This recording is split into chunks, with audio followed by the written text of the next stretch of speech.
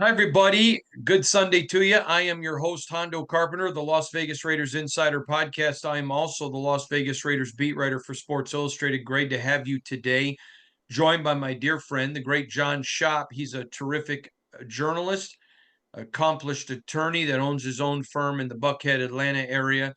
Again, though, a great journalist. I have him on each and every week because we go around the NFL. Yes, we talk Raiders, but again, we talk about NFL also in totality. John, I want to start. I want to read a long quote, and it's about the A's and the Vegas Raiders moving. I mean, the Raiders moving to Vegas and about the A's moving to A's. Now, I'm trying to remember who the quote's from. It's from. I think it was from a writer in the. It might have been the Athletic or the Atlantic. Okay, I want to just make sure I credit somebody. This is not my original, but this is their thought. Quote, but whatever it takes is an untenable stance, especially when the bill from the last time has not yet fully been paid, and the likelihood of a return on this investment is so demonstrably dubious. In Alameda County, where I live, taxpayers are still paying the debt issued on to renovate the Oakland Coliseum in 1995. When the tab is finally settled, the subsidy will have cost us 350 million paid for mostly out of the general fund. In that time, Oakland has contended with several historic budget shortages and also struggled to address the competing crises, including homelessness and rising crime. Giving 855 million to John Fisher, the A's owner, would not have solved the problem. The evidence suggests, in fact, that it would have only made things worse. One wonders how much more evidence will have accumulated 30 years from now when the new subsidy boom threatens to begin. All right, there is the Raiders move to Vegas. The A's are coming to Vegas. And we're seeing in Kansas City in that city, they are the beloved Chiefs. I know our fans are not beloved Chiefs fans. They hate them. They're rejecting subsidies. I have said all along, and I will never waver on this, I would never vote for public money to go to a stadium. However, I have no problems with cities that choose to make the investment. I think in Vegas, they so desperately wanted to make Vegas more than just a destination for casinos and concerts. It was a wise investment there. I think Vegas did the right thing. So in that case, if I was a Vegas public official, I would have done it. I would have done it for the A's. But my point to you is I don't blame cities or municipalities that say we're not subsidizing billionaires. But I also then don't have a problem with cities that say we do and take the people. The funding of stadiums is becoming a very hot topic in the world of professional sports. Vegas is right in the middle of it with Allegiant Stadium, and they're right in the middle of it with the new A's Stadium. Please, John, as a lawyer, break down what's happening with us, please. It is interesting because what we're seeing now is a new cycle of stadium projects. We want to do this in Kansas City with the Chiefs, with the Royals. We want to do this in Cleveland. We've got a big one going in Chicago, Nashville, etc. And here's a look back at, hey, they're still paying for it in Alameda County for 1995. What kind of return on investment is that? Not good. So what we're also seeing is maybe some more folks are realizing and more folks are saying out loud, hey, this really doesn't work. You guys didn't all listen to the economists last time, about 25 years ago. You didn't listen to them when they said stadiums is not necessarily going to help your economy. Let's try it again. And maybe more folks are learning and understanding that. I'm with you, without a doubt, loving the option of giving voters choice. Choice is good. Voters got to take advantage of the choice they have and figure out if it's right for them or not. It's not so much that I think we're seeing a backlash to these handouts for very successful private business. I think more people are becoming aware of it or saying, hey, last time that worked out, it didn't really do that well for our city. So as this comes around again, we're going to see it. Buffalo, obviously another one. For example, a new stadium to Washington, Jacksonville's project. Let's see what the voters say. If private business is successful, if it was really good for business, they would just pay for it. Like we all invest in products and people, etc., to run our businesses. So I think that it's like, hey, I would spend the money somewhere else. That's what this article says. I just found it astonishing that they're still paying on something from 95, and it's long gone. Each city's in a different spot. We've just seen Utah, Salt Lake City making a move with the hockey team. We're going to see more shifting and settling, which is all fine. If you're going to spend money on a public stadium, though, make sure you have a good roof, because we've seen such a difference between bad roofs and really good roofs. Maybe we'll talk about roofs for a second. Las Vegas is got the roof. It's kind of the model roof. That's the kind of roof. That's the structure that we're seeing. We've seen it in Los Angeles. We've seen it around the world. We're going to see them a lot more when you talk about the new stadiums that are going to be built. So maybe the people that are being asked to pay for it, maybe they'll, who's to say, maybe they'll have more of a saying also in the quality of building.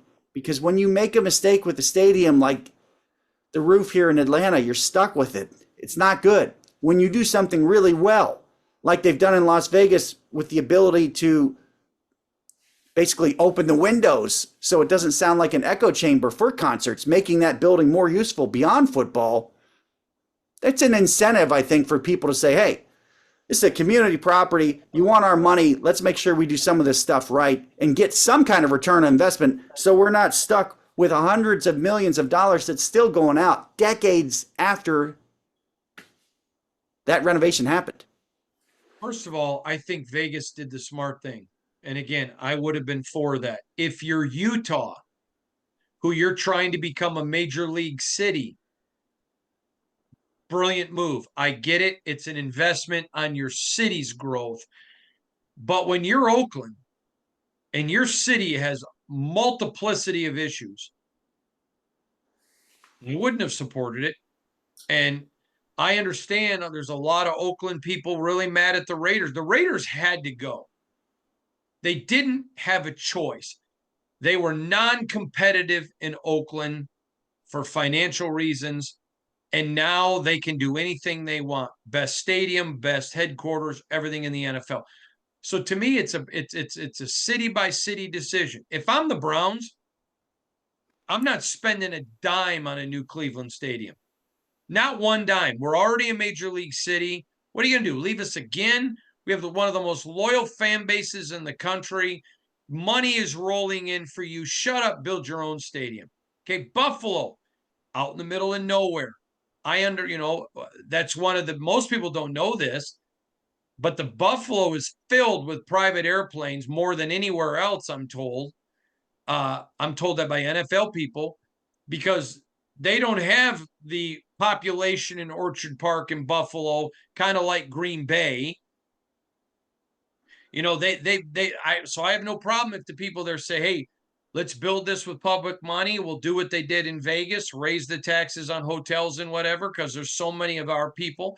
I get it. If you're Green Bay and your only identity is the Packers, I get it. There's some places that make no sense. John, the schedule came out. I have the Raiders going 10-7, worst case 9-8, best case 11-6. So I went with 10-7. What'd you think of the Raiders schedule when it came out?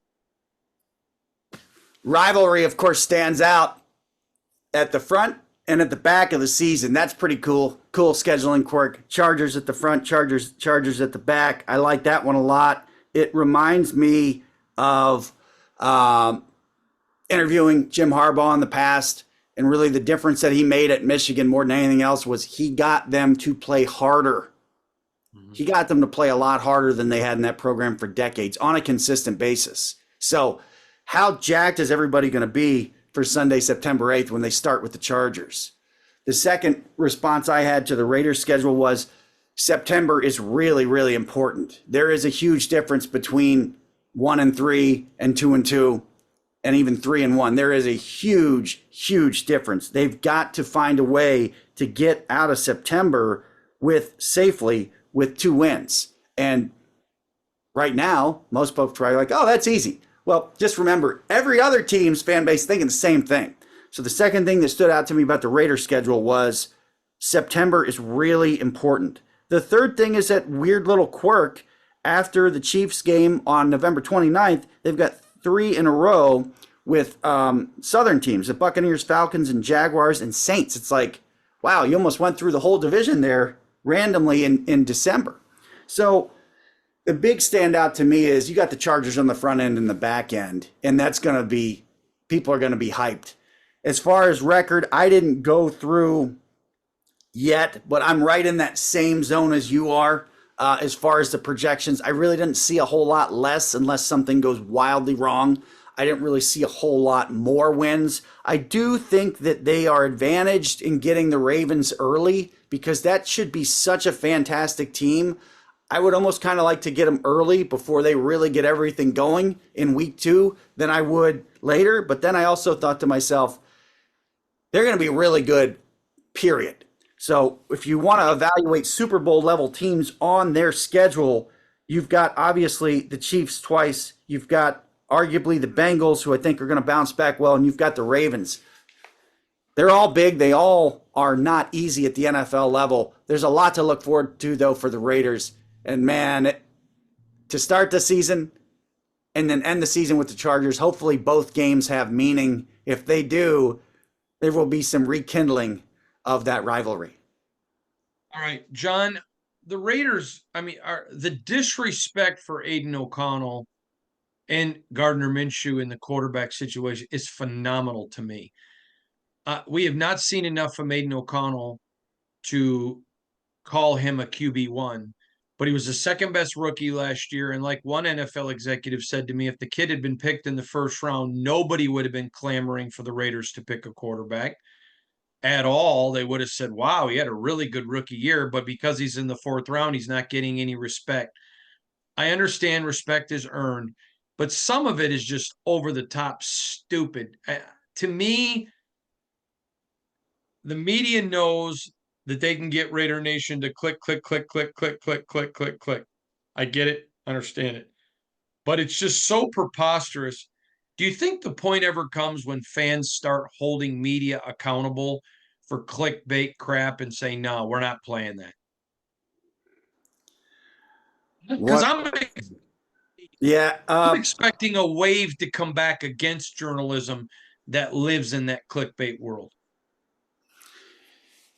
You would hope so, but my concern is that the numbers suggest no, and that is a big concern. I'm not trying to disrespect or insult a humongous portion of audience. Not to this show. This is a super fan show. We're not talking about that. We're talking about broadly. But I wish it would. I don't think so. I don't think so. The pop market, the mass market, can be led, it looks like, pretty well, and they can be enticed to click. And yeah, I think Aidan O'Connell's not taking the Raiders anywhere. I want to read 10 reasons why. Yeah. As long as those are clicked, they're going to continue to be followed. That's a And mass. here's the problem. Here's the problem. I have no problem with a journalist that truly feels that Sure. and gives you 10 reasons. Okay. They can say, hey, I don't think Aidan O'Connell is mobile enough. All right. Hey, I think he's, I think whatever. I have no issue with that. That's real journalism. But what I hate is, oh, yeah, Raiders aren't going to win anything because their quarterback room is so bad. So let's go ahead and look at who's out there next year. Yeah. If you're going to say it, give legitimate meat. Don't be the click. To me, media it's so frustrating. I almost am hoping to watch a blowback from fans. Okay, I'll give you another one. I'm not going to name anybody, okay, but there's people out there. Oh, Dak Prescott to the Raiders.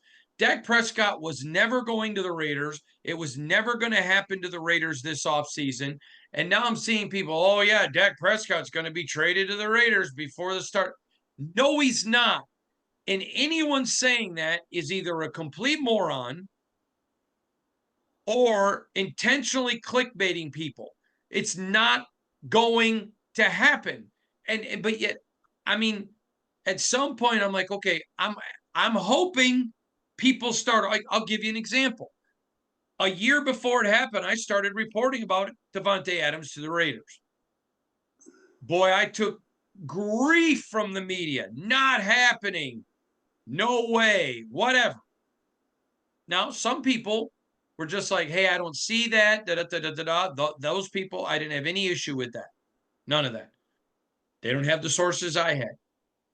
Then he shows up and they're like, oh, nobody saw this coming. Hell no. Yes, we did. I've been reporting on it for a year. Don't pretend like it didn't happen. You know, all offseason, Raiders vehemently trying to move up to get Jaden Daniels. No, they weren't. But somebody just can say it. Click, click, click. I mean, John, you know, because I told you about it.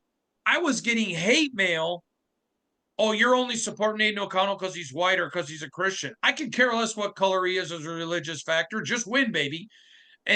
But I was supporting Aidan because I knew what was going on inside the building.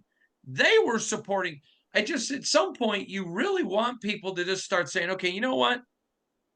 I'm going to keep receipts.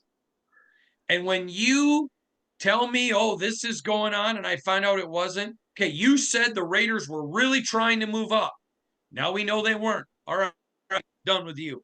Now, I don't care about fan sites and all that. That's cool. They can report whatever they want. They're fans. They're not. Some of the legitimate media.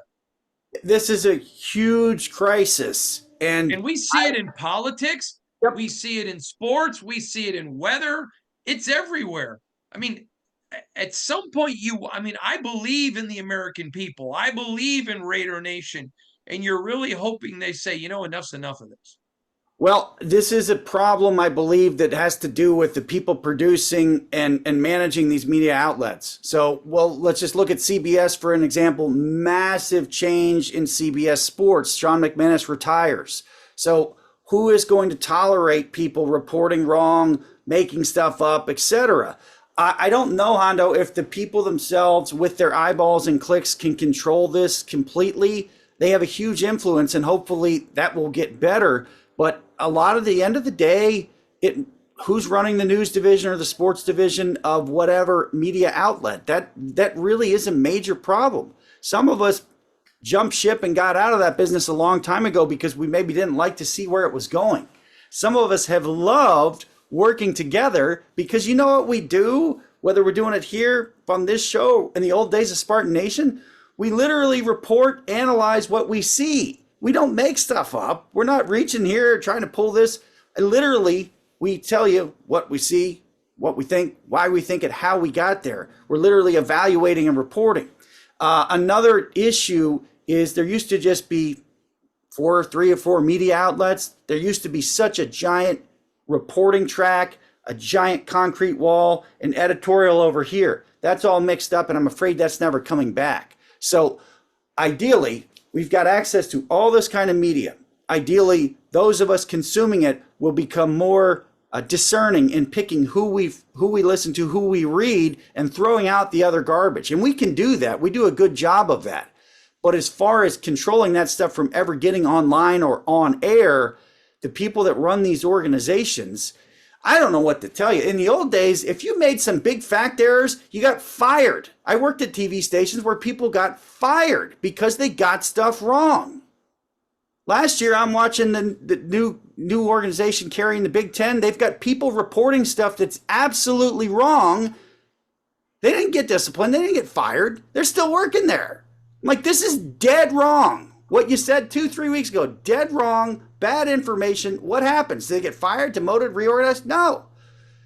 That is something that we, the viewers, cannot control other than turning the stuff off. It's a big challenge.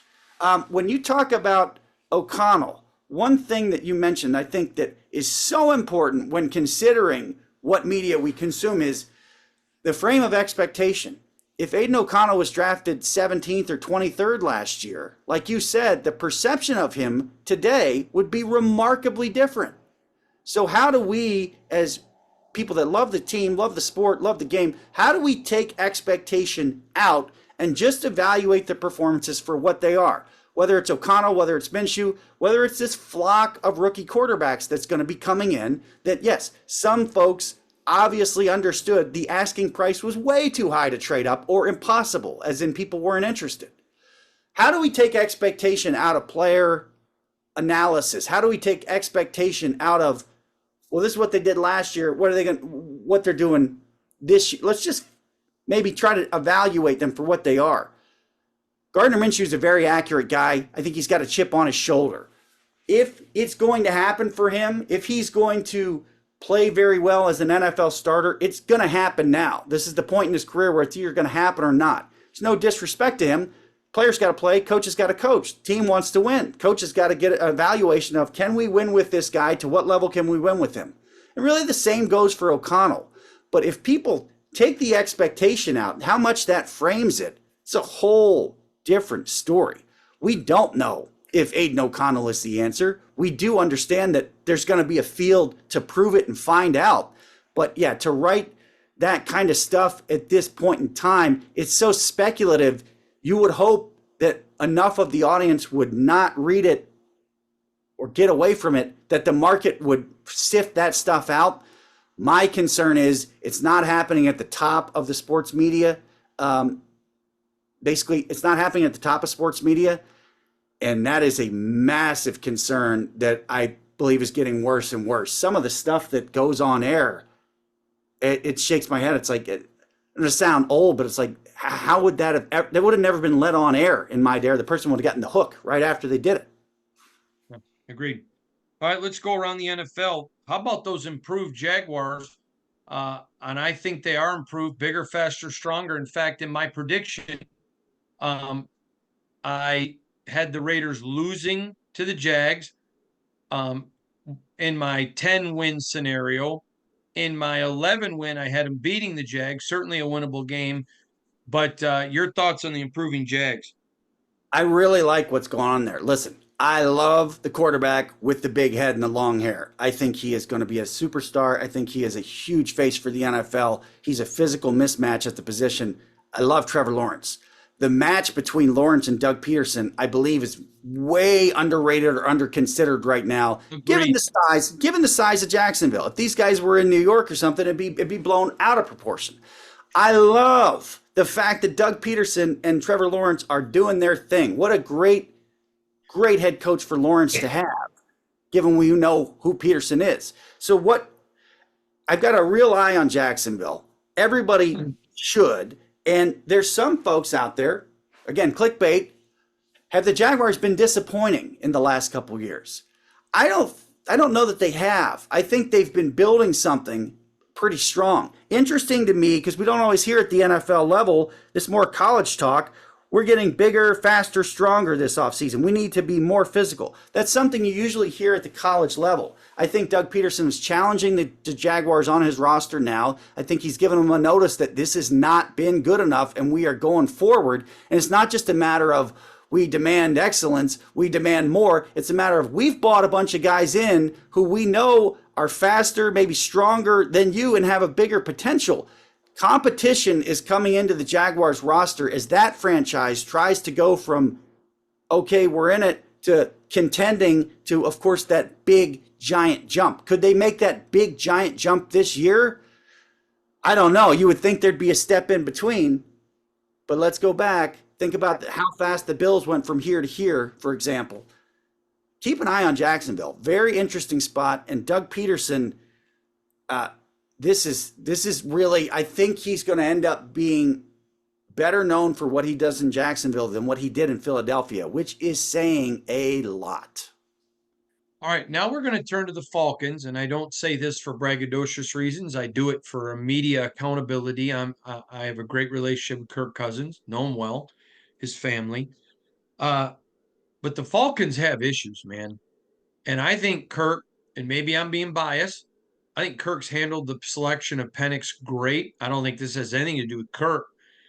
I think it has to do with an organization. So you go get Penix, and with what you paid Kirk, you're stuck with him for 2 years.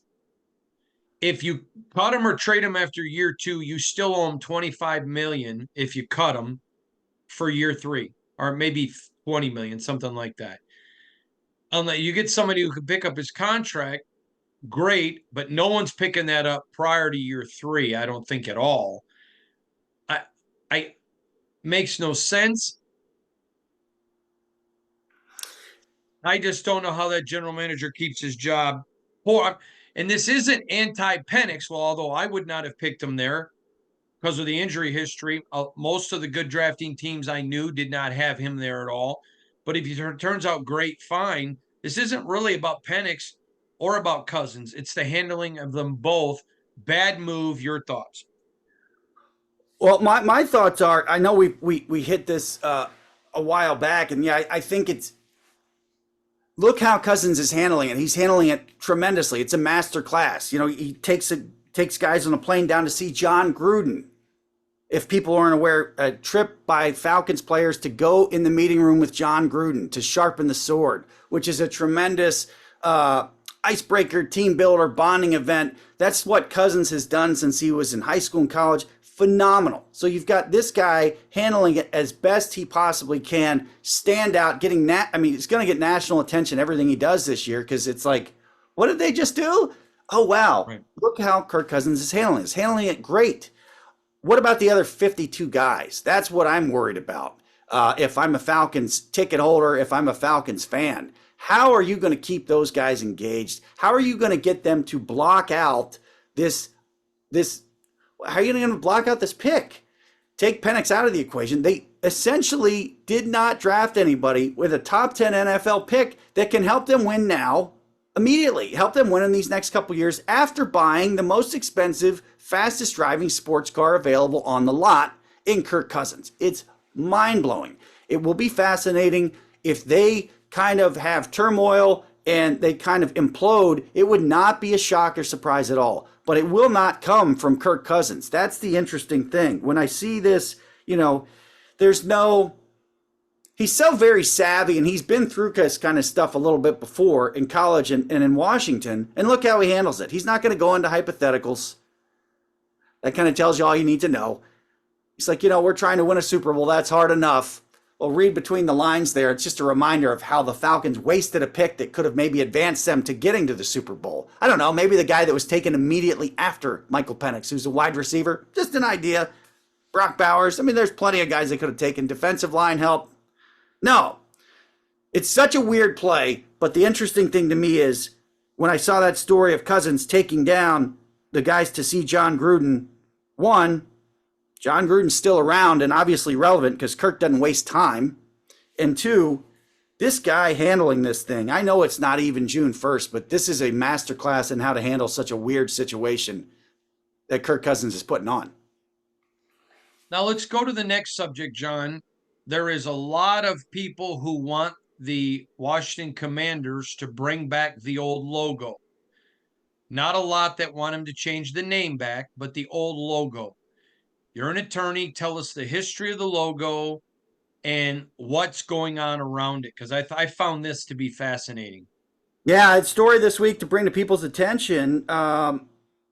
Republican Steve Daines of Montana said, hey, I've got constituents here in Montana representing the Blackfeet tribe and a Wetzel family. And basically, I want the old logo that was, of course, modeled after Chief Two Guns White Calf. I want that back in the Commanders franchise, or I am not going to give you a vote yes to redevelop that RFK area in D.C. For those unfamiliar, and maybe some younger folks, RFK was a rocking stadium in D.C. on a piece of land that is special and it's large. It's larger than the stadium. There was a D.C. Armory was there, which was like a little arena. And this has all been cleared out. So it's kind of a blank slate. And the thought is it's very likely that the franchise is going to move back there. There's going to be a big development with public space, private space, football stadium, maybe an amphitheater, maybe an arena. It's going to be massive. So what you're seeing now is at the federal level, somebody stepping in and saying, hey, I have constituents that want the tradition, that want the honor of Chief Two Guns White Calf, that logo. They want to see it back with the franchise. It's just been dumped and left, and we don't see it anymore. And this guy's saying, I'm going to leverage my vote to bring this back. So there is, of course, a small faction that want to bring the name Redskins back. small to medium. I don't know. Everything is relative. Sure. This is a guy saying, I don't want to touch that. I want the logo to come back. Now, have that in hand along with what we saw with Dan Quinn wearing a Commanders t-shirt that had the feather that was part of the old logo. And this is something that's getting more interest around DC. It's going to get more interest around the NFL because there were, so many decades of that logo. And it's an interesting idea, whether brazen, crazy or not, to say, I'm not going to vote to let you guys redevelop this until you bring back this logo, because I think, and my constituents believe, this is a tribute and an honor that goes back decades for a Native American chief. It's interesting. It's interesting to see how this story is going to develop. There's a lot of new stadiums talking about, like we've talked about, that are coming up. The DC project is interesting because of the land, the federal involvement, the requirements for what that land to be redeveloped for, and also the size. It's going to be, I expect they're going to have a little, like a village, if you will, kind of like the Battery in Atlanta, kind of like other cities want to build. And they've got great models in that area to do it. When you talk about something like Reston Town Center, which isn't far from the Commanders' practice facility and the offices, this will be interesting. Are we ever going to see that logo come back? I mean, I'm like a lot of folks, I still have stuff in my house that has that logo. Are we going to see that come back? What do the Commanders have to lose? They really don't have a logo now, just that block, the block W or the block C. So who knows? Maybe this is going to come back. I just thought it was odd, and it's obviously newsworthy that here's a federal official, here's a senator, here's an elected office guy saying, hey, I want to see this thing back here. That's how big a deal it is. A little bit of a surprise. Lastly, I want to get to new stadiums. I have been told by multiple players that in the next collective bargaining agreement, they want to see, after the success of Arizona, the success of Vegas, that they want to see mandatory grass. Period. Grass is the only way for them to go. It's been, many believe, proven safer. What are your thoughts on that? I think that's a no-brainer. At Michigan State, when the World Cup came to America, they made these 8-sided octagon things that they basically could place and replace for the soccer field. Now, this is going back decades. Advancing that, we have the tray, which I think might have been at Arizona first, where the grass comes in, the grass comes out. That works great. We see that, of course, Las Vegas, and we see it in Dallas. That works great. You got to store, a lot of grass. So do you have a place outside, or is in the future, is there a way to like back the grass out and then park it underneath to where you can really have control of the soil moisture, the nutrients, all that stuff in there? There's better days coming for grass. What we see in Pittsburgh almost every year, which is a field that gets used so much, what we've seen in Landover, Maryland, in that awfully outdated stadium that the Commanders have played in and Dan Snyder just went go, those things are not acceptable. So you take that bad grass or no grass on one end, and you can understand why people would go with field turf and sport grass to replace it. As we see new stadiums coming in, I'm with you. I want to see the initiative placed in, invest in what it takes, utilize the technology so we can play on grass. And also, you can pull the grass out so when you have your giant concerts in Nashville, hopefully dozens a year, you don't have to worry about messing up the grass. Us old folks remember going to football stadiums for concerts when they had the white plastic stuff that they would put down on it. Most of the time, they just took that stuff off and did what they could with the grass. I remember when U2 came to Michigan State, replaced it. Because I reported this, they paid for 2 additional fields. So if they destroyed one, Michigan State already had the money to go replace it. And in case that one didn't work, they had the money for a next one. I mean, it was brilliant. It was brilliant negotiation by Mark Hollis and Greg Ianni. But again, to me, I agree with the players. There's no reason for there not to be sod. Okay, last quick issue, but it's about stadiums, is roofs. Vegas did it brilliantly. Now, I wish they would open the windows more for football games. They don't, but they still can. I love what SoFi did, where it's really an open air stadium, but it is covered, or as I like to call it, Allegiant West. Your thoughts on roofs? Yeah, we talked about it a little earlier. It's going to be interesting. So the roof demands in Chicago are not going to be the same in DC or Nashville or Jacksonville if they've got some kind of a cover. It's going to be interesting. I think roofs are now part of every new stadium project. We're probably not going to see a lot of stadiums that are not going to benefit from roofs. Here in Georgia, when they built the Georgia Dome, all of a sudden they could use it 12 months a year. 12 months a year is a huge difference. It's not at all for the winter. In many of these cases, it's to be used in the summer for various different things from, I mean, they still have those giant tractor pulls and giant, I don't even know what you call them, monster truck rallies, all kinds of stuff. So roofs matter. They're going to matter from here. This is going to be interesting in this next run of stadium. We've seen all these models from the updated Arrowhead to Chicago to Jacksonville, and certainly we'll see them in DC as well, as we just talked about. The interesting thing from a fan perspective is, what are these roofs what are they going to look like? What are they made of with such great success, of course, in Las Vegas, like you just talked about? And what does that do for grass? The days of it's a dome, it's not going to have grass, I think those are done, like you just talked about. The value in grass is there. The ability to move the grass in and out, this is no longer that impossible or that expensive. I bet you somebody's going to do it like with a smartphone. Interesting stuff to watch for these super fans like us who like the stadiums, that care what they look like, that talk about what stadium is really good around the league. Fun stuff and interesting. We're going to keep an eye on it because the future of these franchises and the communities they're in, they're tied together. A lot of money at play. Grass. Look at the players saying grass. I like that. I think that's probably better overall for the game. I agree. John, tell everybody your handle on X. I am at JP Spartan on X. I'm at Hondo Carpenter on X. I am at Hondo SR on IG. Go to si.com/NFL/Raiders. We do 10 or more pieces of written content every day on your Raiders. We're killing it. Go read it. Go check it out. si.com/NFL/Raiders. Support the journalism that doesn't charge you. It's 100% free. We'll see you back here again tomorrow. Thanks, everybody.